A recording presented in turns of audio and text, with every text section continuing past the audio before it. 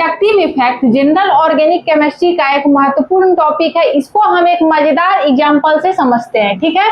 उसके बाद हम इसके कॉन्सेप्ट पे आएंगे। तो मान लेते हैं कि इंडक्टिव इफेक्ट एक संक्रमण के बीमारी की तरह है, ठीक। टोटल 4 दोस्त, 1 2 3 4 दोस्त एक पंक्ति में खड़ा है, एक लाइन में खड़ा है। अब यहाँ पे एक जी नाम के व्यक्ति का एंट्री होता है, यानी कि जी नाम का व्यक्ति जो है इस लाइन में, इस पंक्ति में आकर के शामिल हो जाता है। अब जी नाम का जो व्यक्ति है वो मान लेते हैं कि कोरोना से पीड़ित व्यक्ति है, यानी कि वो एक इन्फेक्टेड पर्सन है जो कि कोरोना पॉजिटिव है, ठीक है। तो यह जो है एक इन्फेक्टेड पर्सन है, ठीक है। इन्फेक्टेड पर्सन होने के साथ इसके अंदर काफी ज्यादा नेगेटिव एनर्जी है, यानी कि देखिए ये क्या करेगा, अपने अगले वाले को संक्रमित कर देगा। वो क्या करेगा, अपने अगले वाले को संक्रमित कर देगा। क्योंकि कोरोना वायरस कैसे हम लोग देख रहे थे कि एक व्यक्ति से दूसरे व्यक्ति में ट्रांसफर होने वाला बीमारी था, यानी कि वो संक्रमण का बीमारी था। तो इसीलिए हम कह रहे हैं कि ये व्यक्ति जब इसके कतार में आकर के खड़ा हो जाता है तो वो क्या करता है, अपने अगले वाले को संक्रमित कर देता है। वो क्या करता है भाई, अपने अगले वाले को संक्रमित कर देता है, यानी कि कोरोना जो है इसी तरह से एक दूसरे में फैल रहा है, ठीक। तो इसके अंदर जो है काफी ज्यादा नेगेटिव एनर्जी है। तो देखिए अब ये जो है अपने अगले वाले को कैसे संक्रमित करता है, तो देखिए ये क्या करता है कि इसके इम्यूनिटी को अपने तरफ खींच लेता है, ठीक। जब इसके इम्यूनिटी को ये बाहर खींच लेगा तो ये कोरोना से प्रभावित हो जाएगा, यानी कि ये भी कोरोना पॉजिटिव हो जाएगा। तो चलिए ये क्या करता है भाई, इसके इम्यूनिटी को अपनी तरफ खींच लेता है, ठीक। अब जब इसके इम्यूनिटी को ये खींच लिया तो अब ये बेचारा जो है कोरोना से ग्रसित हो गया, यानी कि ये जो है कोरोना पॉजिटिव हो गया। अब जब ये कोरोना पॉजिटिव हो गया तो चलिए इसको हम पार्शियल पॉजिटिव चार्ज से दिखा दे रहे हैं, ठीक।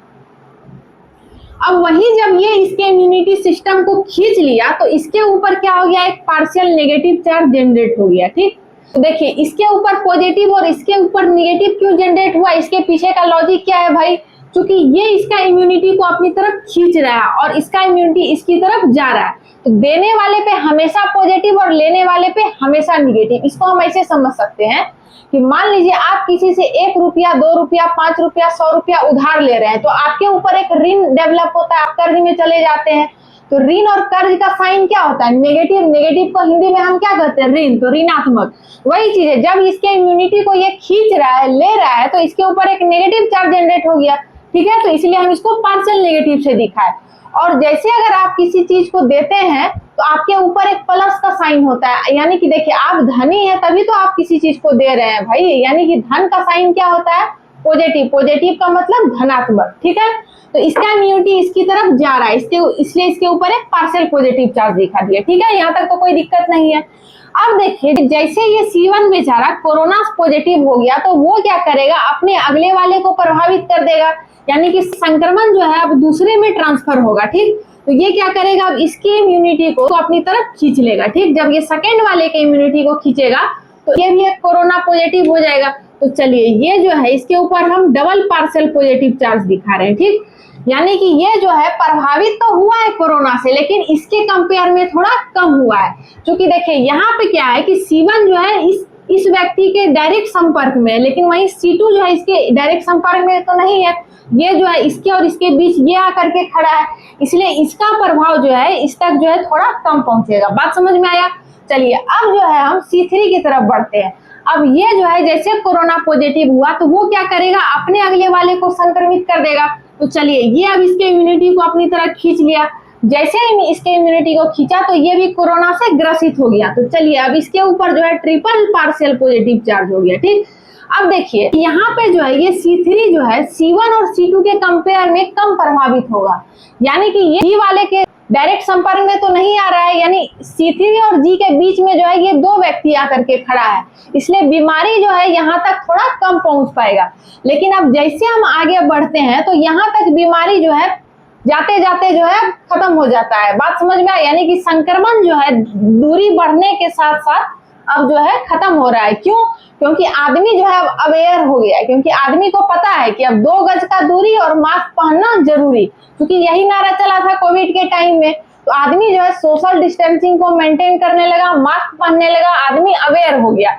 इसलिए यहाँ तक जाते जाते जो है बीमारी अब छूमंतर हो गया, यानी कि ये ज्यादा बीमार है, उसके बाद इससे थोड़ा कम बीमार है, ये उससे भी थोड़ा कम बीमार है ये, ठीक। तो चलिए यहाँ तक तो बात समझ में आ गया। आप देखिए इसी इफेक्ट को हम लोग केमिस्ट्री के भाषा में कहते हैं इंडक्टिव इफेक्ट, यानी कि यह एक संक्रमण का बीमारी है और इससे ज्यादा कुछ नहीं है, जो कि एक व्यक्ति से दूसरे व्यक्ति में फैल रहा है, दूसरे से तीसरे में फैल रहा है और उसके बाद तीसरे से चौथे तक जाते जाते ये बीमारी गायब हो जा रहा है, छूमंतर हो जा रहा है। अब इसी को हम केमिस्ट्री के भाषा में कैसे पढ़ेंगे, चलिए उसके कॉन्सेप्ट पे हम लोग आते हैं। तो देखिए ये जो है टोटल 4 कार्बनों का चेन है, 1 2 3 4, ठीक। हम मान लेते हैं कि इसी कार्बन चेन से कोई ग्रुप आकर के जुड़ गया, ठीक। अब ये ग्रुप जो है कोई भी ग्रुप हो सकता है, या कोई एटम हो सकता है, कोई एलिमेंट हो सकता है, यानी कुछ भी हो सकता है, ठीक। लेकिन इस ग्रुप की, इस एलिमेंट की, इस एटम की जो इलेक्ट्रोनेगेटिविटी होती है वो कार्बन के एटम से अधिक होती है, यानी कि ये जो है इसका इलेक्ट्रोनेगेटिविटी कितना है भाई, इस ग्रुप का कार्बन से ज्यादा है, यानी ये ज्यादा मोर इलेक्ट्रोनेगेटिव है। किसके कंपेयर में, तो कार्बन के कंपेयर में। इलेक्ट्रोनेगेटिविटी होता क्या है, तो इसको हम लोग बहुत अच्छे से पढ़े हैं। जनरली हम इसको थोड़ा सा सिंप्लीफाई करके बताते हैं कि देखिए इलेक्ट्रोनेगेटिव होने का मतलब क्या है, जो शेयर किया हुआ इलेक्ट्रॉन है, जो आपस में शेयर किया हुआ इलेक्ट्रॉन है, उस इलेक्ट्रॉन को अपनी तरफ खींचने का जो टेंडेंसी होता है उसी को हम कहते हैं इलेक्ट्रोनेगेटिविटी। बात समझ में आ गया। इलेक्ट्रोनेगेटिविटी को हम ऐसे समझ सकते हैं कि मान लेते हैं ए और बी नाम का 2 दोस्त है, ठीक। अब दोनों जो है एक एक मिठाई आपस में शेयर करता है और दोनों के बीच दोस्ती हो जाती है, ठीक। लेकिन बी जो है इस रसगुल्ले का, इस मिठाई का कुछ ज्यादा ही लालची है, तो वो क्या करेगा, इस मिठाई के प्लेट को अपनी तरफ खींचने लगता है, अपनी तरफ खिसकाने लगता है। क्यों खिसकाने लगता है, क्योंकि ये ज्यादा इलेक्ट्रोनेगेटिव है, यानी कि ज्यादा ये लालची है। देखिए अब उसी तरह से इलेक्ट्रोनेगेटिविटी यहाँ पे क्या हो गया कि जब 2 एटम के बीच अगर समान रूप से इलेक्ट्रॉनों का आदान प्रदान हुआ है, जिसके द्वारा वहां पे एक बॉन्ड बना, अब उसी बॉन्ड में जो शेयर किए हुए इलेक्ट्रॉन्स हैं, उस इलेक्ट्रॉन को अगर कोई अगला एटम क्या कर रहा है, लालची होने की वजह से अपनी तरफ खींच रहा है, तो उसी टेंडेंसी को हम कहते हैं इलेक्ट्रोनेगेटिविटी। बात समझ में आया। तो उसी तरह से देखिए जब कार्बन और इस ग्रुप के बीच जो भी यहाँ पे इलेक्ट्रॉनों का शेयरिंग हुआ था, जिसके द्वारा वहां पे एक बॉन्ड बना था, ठीक। तो अब वही शेयर किए हुए इलेक्ट्रॉन को यदि अगर ये ग्रुप अपनी तरफ खींच रहा है, इसका खींचने का जो टेंडेंसी है वो ज्यादा है, तो उसको हम कहेंगे कि जी जो है वो कार्बन से ज्यादा इलेक्ट्रोनेगेटिव। इसीलिए यहाँ पे देखिए होता क्या है कि जब ये मोर इलेक्ट्रोनेगेटिव होगा, जी अगर ज्यादा इलेक्ट्रोनेगेटिव होगा, तो वो क्या करेगा कि इन दोनों के बीच जो भी इलेक्ट्रॉन है उस इलेक्ट्रॉन को अपनी तरफ खींचेगा। अब देखिए यहाँ पे एक सवाल आता है कि अब इन दोनों के बीच कौन सा इलेक्ट्रॉन है भाई, तो चूंकि देखिए 2 एटम के बीच जब कोवेलेंट बॉन्ड पाया जाता है, तो हम पहले वाले कोवेलेंट बॉन्ड को हमेशा कहते हैं हम sigma bond. First covalent bond is called sigma bond, और अगर दूसरा आएगा तो उसको हम क्या कहेंगे, पाई बॉन्ड। उसी तरह से यहाँ कार्बन और इस ग्रुप के बीच अगर सिग्मा बॉन्ड है, तो सिग्मा बॉन्ड में कौन सा इलेक्ट्रॉन पाया जाएगा भाई, तो सिग्मा इलेक्ट्रॉन। सिग्मा बॉन्ड में कौन सा इलेक्ट्रॉन, सिग्मा इलेक्ट्रॉन, ठीक। तो इन दोनों के बीच जो सिग्मा इलेक्ट्रॉन्स होते हैं उसको ये ज्यादा इलेक्ट्रोनेगेटिव होने की वजह से अपनी तरफ खींचने लगता है, यानी पार्शियली जो है वो अपनी तरफ पुल करने लगता है, यानी आंशिक रूप से वो खींचने लगता है। जब ये आंशिक रूप से इस इलेक्ट्रॉन को अपनी तरफ खींचेगा तो इसके ऊपर एक पार्शियल नेगेटिव चार्ज जनरेट हो जाता है। बात समझ में आई, यानी कि एक आंशिक नेगेटिव चार्ज जो है इसके माथे पर आ जाता है। अब जब ये इसका इलेक्ट्रॉन अपनी तरफ खींच रहा है तो ये बेचारा तो हो गया दुखी। अब जब दुखी हो गया तो इसके ऊपर एक गम का चार्ज हो गया। अब देखिए नेगेटिव जो होता है वो खुशी का साइन है, ठीक। स्माइली बनाते हैं ना इस तरह से। अब इसी स्माइली को थोड़ा ऐसे करके खोल देंगे तो ये देखिए नेगेटिव में कन्वर्ट हो जाएगा, यानी नेगेटिव साइन जो होता है वो हैप्पी का होता है, यानी वो खुशी का साइन होता है। तो देखिए इसी तरह से ये जब इलेक्ट्रॉन को अपनी तरफ ले लिया तो इसके ऊपर नेगेटिव चार्ज हो गया, यानी खुश हो गया। अब जब इस बेचारे का जब इलेक्ट्रॉन जो है उसके तरफ चला गया तो बेचारा गम में डूब गया, यानी पॉजिटिव साइन जो है थोड़ा गम का साइन होता है। अब देखिए आप लोग नोटिस किए होंगे कि एम्बुलेंस वगैरह में इस तरह का साइन रहता है, ठीक। तो वो क्या होता है, वहां एम्बुलेंस का हम लोग कब यूज करते हैं भाई, गम में करते हैं, दुख में यूज करते हैं। इसलिए देखिए पॉजिटिव साइन जो है गम का साइन है, ठीक। तो अब इस बेचारे के ऊपर माथे पे जो है गम का चार्ज हो गया, यानी पार्शियली ये जो है दुखी हो गया। अब जब ये दुखी हुआ, इसके दुख को दूर करने के लिए क्या किया कि अपने बगल वाले से जो है उसके इलेक्ट्रॉन को थोड़ा खींच लिया। भले इसके कंपेयर में कम खींचेगा लेकिन खींचेगा तो जरूर अपना भरपाई करने के लिए। तो चलिए इसके तरह तो नहीं खींच पाया लेकिन हल्का फुल्का खींचा। जब हल्का फुल्का खींचा तो इस बेचारे के ऊपर दुख का चार्ज डेवलप हो गया।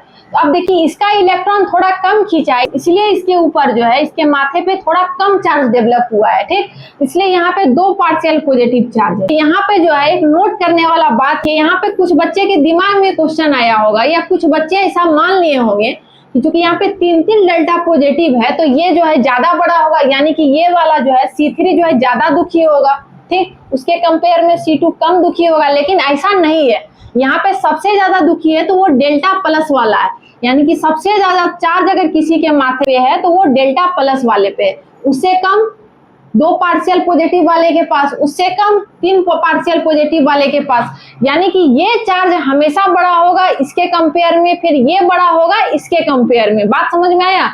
तो कुछ बच्चे को लगेगा कि यहाँ पे 3 पॉजिटिव चार्ज है भाई, 3 डेल्टा प्लस है तो ये ज्यादा बड़ा होगा, लेकिन ऐसा एक्चुअल में होता नहीं है। इस चीज को आप लोग जो है नोट कर लीजिएगा, ठीक है।